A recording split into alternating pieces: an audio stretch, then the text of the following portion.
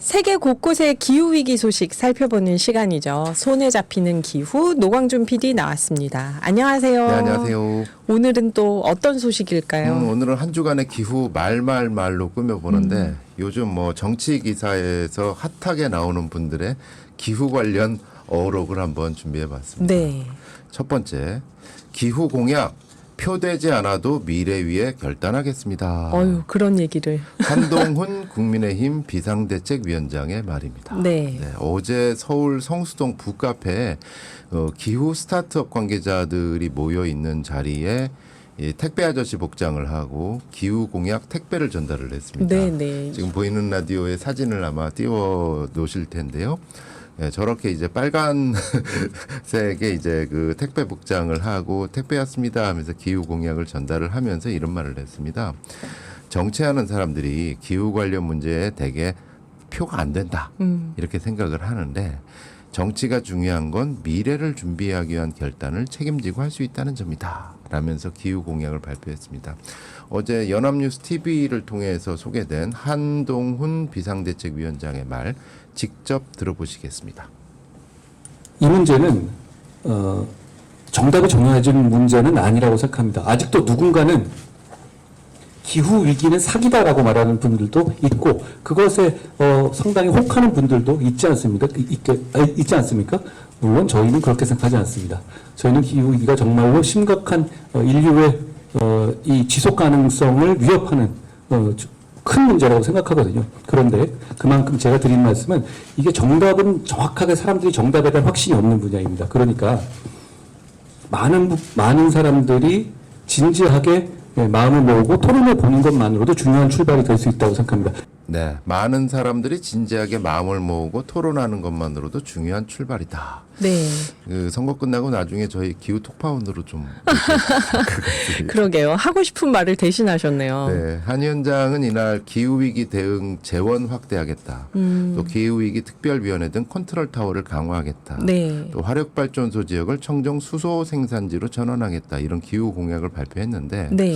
그런데 무탄소 에너지를 확대하겠다라고 하면서 차세대 핵발전 SMR 소형 원자로 기술을 개발해 더 재원을 투입하겠다. 이런 공약의 경우에는 안 그래도 요즘 우리나라 재생에너지 줄이고 원전 늘리는 거 아니냐 이런 비판이 있지 않습니까?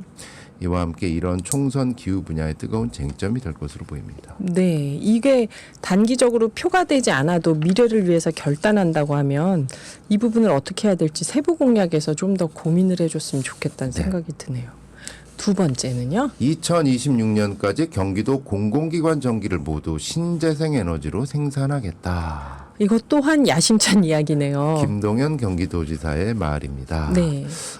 지난 14일에 의정부에 있는 경기도 북부청사의 건물 옥상과 주차장 유휴부지에 360kW 규모의 태양광 발전 시설을 준공을 했습니다. 이 자리에서 한 말인데요. 김 지사는 지난해 2월에 이제 경기도 아리백 선언을 했지 않습니까? 아리백 선언 당시의 사진을 저희 보이는 라디오에서 지금 보실 수 있는데, 네, 사진이 지금 뜨네요. 예, 이 약속을 지키겠다라고 하면서 이 굉장히 이제 많이 여기저기 뛰고 있습니다. 이날은 이제 태양광 발전소 북부청사 옥상과 주차장의 태양광 발전소인데요. 네. 이러면서 이 현장에서 이런 말을 했습니다. 연합뉴스 인터뷰를 인용해서 잠시 들어보시죠. 공공부문 모두 쓰는 에너지와 전력을 저희는 신재생 에너지로 바꾸려고 합니다. 명시상부하게 공공부문 아리백을 2026년까지 달성하겠습니다. 네. 자신의 임기까지 적어도 공공 부분은 재생에너지 100%로 바꾸겠다. 이렇게 하고 있는데 이날 태양광 발전이 특히 의미가 있었던 게 이 북부청사 하면 공공 건물이잖아요. 네네. 옥상하고 주차장. 근데 이거를 빌려주기만 했고 운영하는 거는 시민들이 합니다. 시민들이 햇빛발전조합에서 운영을 하게 됩니다. 네, 시민햇빛발전협동조합이요. 예, 이렇게 되니까 이런 사업 방식, 경기도형 사업 방식으로 하면 김 지사는 일석사조다. 첫째, 경기도 재정 투입이 없다. 즉 도민 세금이 한 푼도 쓰이지 않는다. 네. 둘째, 놀고 있는 공유 부지를 활용해서 도민들에게 저렴하게 임대하고 안정적인 태양광 발전 수익을 공유할 수 있다. 이 발전 수익은 주민들이 가져간다는 거고요. 네. 세 번째, 이 발전소에서 생산된 전력으로 글로벌 아리백 시행이 시급한 기업들의 아리백 이행을 돕는다. 네 번째, 경기도에서는 이 저렴한 부지 임대 수익을 어쨌든 받잖아요. 네네. 이 임대 수익으로 에너지 소외 계층을 지원하고 재생에너지 확산에 재투자하게 되는 효과도 있다. 이거 되게 신기하네요. 네. 태양광 발전을 하면서 세금을 쓰는 게 아니라 오히려 소외계층을 지원할 소득이 생기는 거네요. 네. 도 입장에서. 예, 그러니까 도민이 사업을 하고 네. 또 임대 수익으로 또 다른 도민들을 돕고 이러한 발전 모델인데 요것이 여기저기 이 건물 저 건물 옥상마다 잘 됐으면 좋겠습니다. 그러게요. 다음 소식은 어떤 걸까요? 백두대간에서 시추하고 경복궁을 관통하는 파이프를 깔았다고 상상해 보세요. 그건 안 되죠. 문화재청에서도 반대하고 난리가 날 텐데. 어제 국회에 네. 호주의 아주 작은 섬 티위섬 원주민들이 대한민국을 찾아서 아. 국회에서 기자회견을 열었습니다. 네. 지금 보이는 라디오에 사진 띄워놨는데요.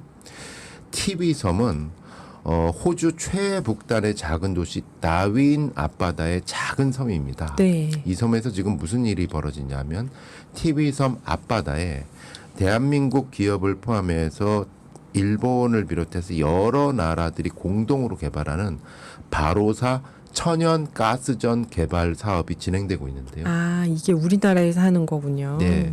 근데 우리나라도 참여를 했는데 아주 중요한 역할을 하고 있다고 네. 그래요. 그리고 수출입은행도 투자를 하고 있고요. 네, 네. 그런데 이걸 좀 중단해 달라.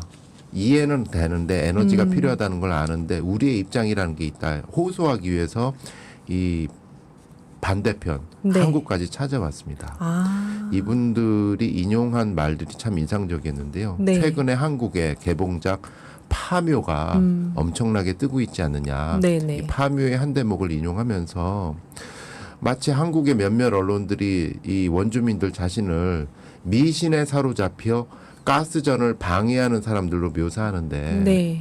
만일 파묘에서 나오듯이 누군가 다른 나라 사람들이 우리 전기가 있는 곳에 말뚝을 박아 전기를 끊어버리고 전통을 단절한다면 이걸 그대로 두고 보겠는가 이러면서 반문을 했습니다. 네.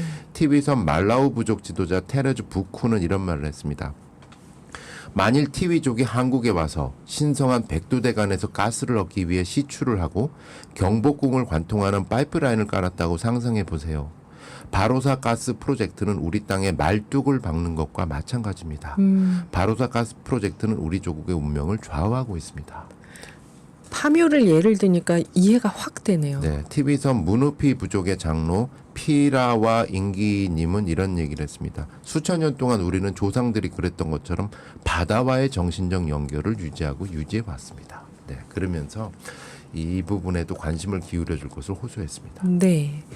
이어지는 이야기는 기후톡파원입니다. 네. 시민이 직접 보내는 기후사연 기후톡파원 오늘은 지난 24일 주말 밤에 오늘의 기후 들으시다가 문자를 보내신 끝번호 0239번님의 사연입니다. 나의 소소한 다짐. 이분은 수십 년간 라디오 음악 프로그램과 함께 세월을 보냈다. 네. 근데 참 요즘 라디오에 불만이다.